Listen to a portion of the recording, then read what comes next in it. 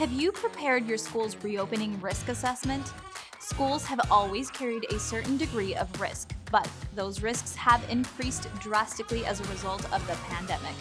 To keep your school running smoothly and safely, you'll need to perform a reopening risk assessment.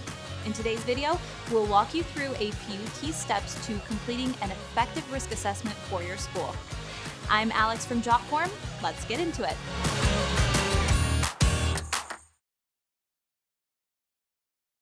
Some might say that schools have always presented a certain level of risk with such a high volume of people interacting on a daily basis. Typically, built-in safety measures are responsible for keeping schools running smoothly. There are janitors who clean common areas regularly, road crossing attendants who clear traffic, and security professionals who prioritize safety. Despite these measures, COVID-19 has posed an entirely new risk to schools. Reopening during the pandemic has proven difficult, and school administrators who are in need of solutions are turning to tools that can help them to reduce risks, minimize disruptions, and preserve safety for all. One tool administrators can use is school reopening risk assessment. So, what is risk assessment and how does it help? Well, it's much easier to manage risk when you understand it. Though it might sound intimidating, risk assessment is simply a method of identifying and understanding risks and how to either reduce or eliminate them. Most people are familiar with the risks of COVID-19, and those who have been exposed to it must quarantine. Schools typically host hundreds of people who are in close proximity throughout the day. If only one teacher contracts the virus, dozens of people could be exposed, which could disrupt the entire school schedule. The concept of risk assessment, identifying risks, and implementing countermeasures is simple, but running a risk assessment for a school reopening can be complex. There are many variables in the process of school reopening, and a risk assessment should address all of them. To help you navigate the reopening process, we've put together an outline of what steps you should take when conducting a school reopening risk assessment. First, you'll need to appoint an owner. All projects run better when one individual has accountability for the process. Of course, the risk assessment will still call for input from others, but it's best to appoint one owner to be the main point of contact for the assessment and to be responsible for finalizing the report. Then, you'll need to identify all parties and activities at risk. Make a complete and detailed list of all people, groups, activities, and operations that will be involved in your school's reopening. Look at the schedule for each grade and use it as a map for the areas that require an assessment. Consider separating your risk assessment by day, grade, or another parameter. There are no specific rules, so you should shape the risk assessment to meet your school's specific circumstances. Next, you will create a comprehensive list of potential hazards. Once you've defined all of the groups and activities, you can begin outlining the potential risks. For instance, one scenario on your risk assessment might be a student who reports feeling unwell during class. There are several risks associated with this scenario, such as the risk of infection in those who the student has been in contact with, and the risk of the student coming into contact with more people.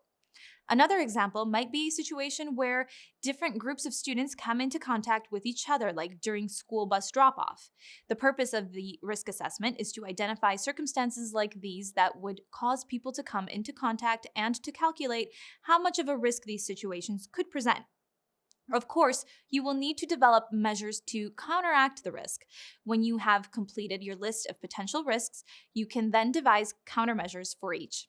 So, if a student reports feeling unwell, the countermeasure could be to place them into a quarantine room while they wait to be taken home, accompanied by one staff member wearing full-body personal protective equipment. Measures such as these can reduce the risk of contact as much as possible and can be implemented as quickly as the situation arises. Because of the work involved, it's a good idea to create a task force to manage each countermeasure. Reducing risk requires many resources, like extra equipment, staff, and time. Each task force would be responsible for putting countermeasures into place, ordering and setting up any necessary equipment, and ensuring that someone knowledgeable of their duties is assigned to each role. If one countermeasure is particularly complex, you might consider assigning a specialized task force to handle it. School reopening is a team effort, especially in the times of COVID. Your staff needs to be on the same page to ensure that your school reduces all risks. Because there is no such thing as a static risk, you'll need to establish periodic reviews.